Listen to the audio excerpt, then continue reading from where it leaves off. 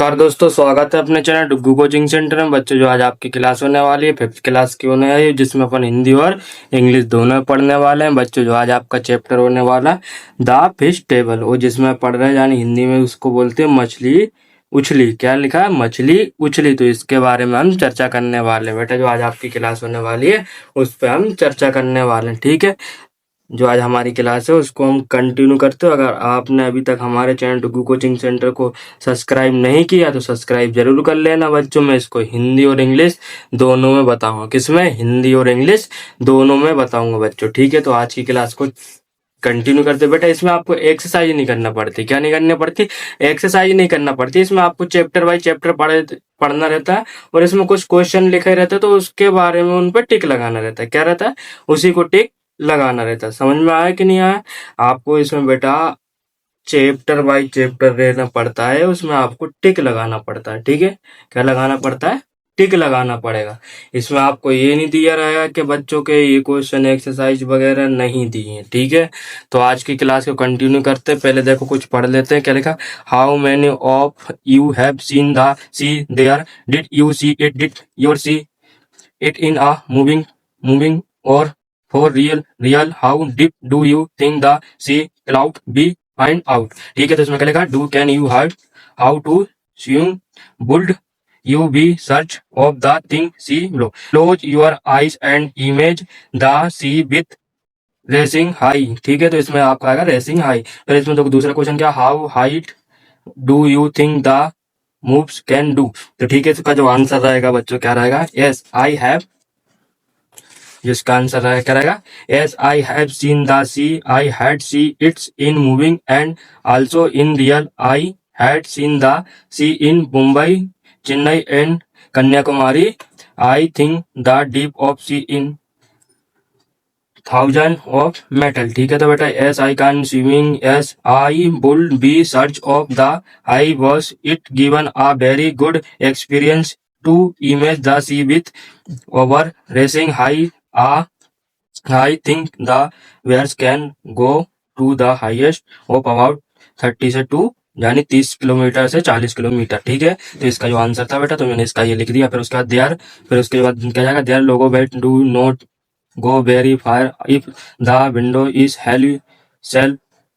helpfully their travel about 4 kilometre in hour. ठीक है, तो इसका होगा ये बेटा आंसर। ठीक है, इन दोनों की मैंने आंसर आपको बता दिया। देखो, पहले का आपका आंसर ये इधर तक है बेटा पूरा, ठीक है, ये पहले का। फिर इसका दूसरे का क्या जाएगा? आपका ये वाला है। तो कितने इसमें आ जाएगा आपका? कितना? 4 किलोमीटर। ठीक है, कितना जाएगा बेटा? 4 किलोमीटर। अब उसके बाद दिया बेटा इसमें how long will there take to go a distance of 10 kilometre. तो इसमें आपको बताना 10 किलोमीटर कितने आवर्स में जा सकता है। तो साइन अप करके बेटा देखो, साइन अप करके इसमें आपको बताना क्या करना? साइन अप करके इसको बताना है। ठीक है, क्या करना? साइन अप करके इसको बताना। देखो बेटा, मैं यहाँ पर कुछ समझाता हूँ तो आपको इसमें समझ में आ जाएगा। देखो बेटा, इसमें क्या लिखा है आपका? चूंकि 4 किलोमीटर कितने घंटे में पहुंच रहा है, यानी आपका 4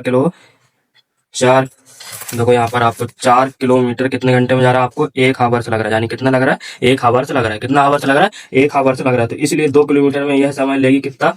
जैसे अपन 2 किलोमीटर में लेगी कितना समय? तो इसमें 60 से डिवाइड कर देंगे। कितना? 60 से डिवाइड कर देंगे तो कितना आपका आ जाएगा? 30 मिनट। क्या आ जाएगा? 30 मिनट आ जाएगा। क्या आ जाएगा? 30 मिनट आ जाएगा। फिर इसमें 8 किलोमीटर के लिए यह लेगी कम से कम, तो क्या हो जाएगा? 1 इंटू 2। तो इन दोनों को मल्टीप्लाई करेंगे तो 2 घंटे यानी 2 आवर्स। कितना हो जाएगा? 2 आवर्स हो जाएगा। फिर अतः आपको 10 किलोमीटर के लिए 8 किलोमीटर प्लस 2 किलोमीटर, तो इसमें टोटल क्या हो जाएगा? इस प्रकार यह 2 घंटे आपको 30 मिनट समय लेगी। क्या लेगी? 2 घंटे 30 मिनट समय लेगी। समझ में आया? इसका आंसर कितना आ जाएगा? आपको इसमें बताना है कि how long will they take to go a distance of 10 kilometre, यानी 10 किलोमीटर आपको कितने घंटे में तय करना पड़ेगा। तो इसमें जो आपका आंसर आएगा 2, क्या लिखोगे? 2 आवर्स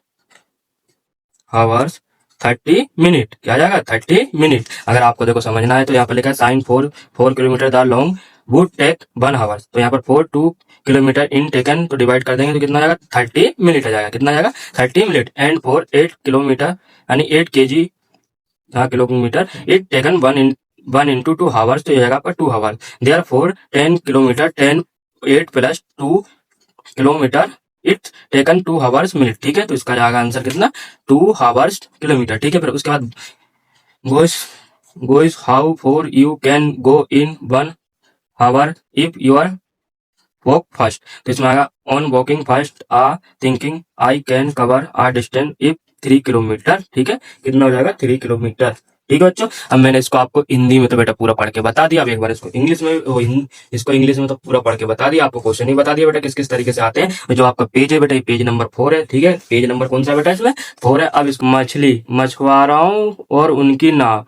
अपनी आंखें बंद करके सोचो कि समुद्र में ऊंची ऊंची लहरें उठ रही हैं। क्या करना है, ऊंची ऊंची लहरें उठ रही हैं। पहला क्वेश्चन आपका है, तुम्हारे विचार में लहरें कितने ऊपर उठ सकती हैं। तो इस दोनों क्वेश्चनों के अपन आंसर देखेंगे।